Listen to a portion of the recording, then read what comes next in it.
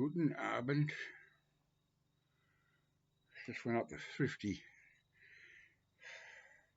Didn't have any luck with the CDs or LPs today, but there's a couple I did buy a couple of weeks back, and I didn't really get a chance to play them until over the weekend. And man, what I got to say is I took a real punt with this one. It was only $1.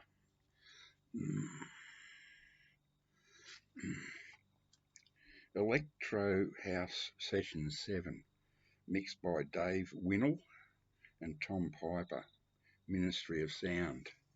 2 discs, a shitload of tracks on each side, 23 tracks each side. No, 23 on side one and 22 on the other.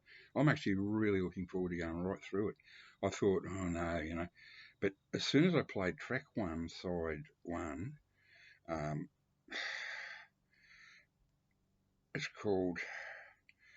track one is called Cannonball, an earthquake in parentheses, whatever, by Showtek and Justin Prime,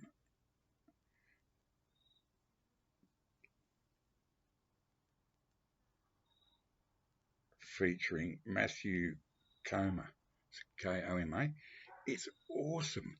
It's that thump thing, but it's electro house. It's not rap or so far. I mean, I've only played that and the start of the second track.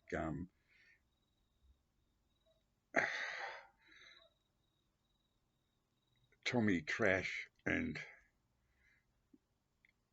Keller Graham, The Little Death, and the start of that was like, oh my god, I'm going to go right through this, all the tracks.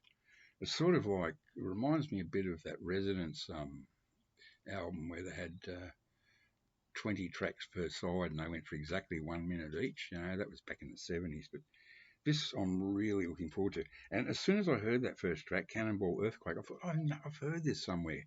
And I think it goes back to 2014. It must have been played. I haven't listened to the radios at all, so I don't know where I've heard it. But as soon as I put it on, I went, oh my god, I know this. And I tell you what, people that say CDs don't sound good, bloody hell, this sounds absolutely awesome. It's just like, whoa. It's what a find. And a bit of nostalgia. Now, this one was, I think, released in the late 80s, pretty sure. Max Q, which is Michael Hutchence, produced and written by Michael Hutchence and Ollie Olsen. He was a famous underground sort of guy from Melbourne. And yeah, I can't read the small print. It looks like late 80s. I do remember hearing this at the time, and it was it was really ahead of its time. It's nothing like INXS, nothing. If you didn't know that Michael Hutchence's name was on this, you wouldn't even know it was him. He's not even really singing, vocalising, I suppose you'd say.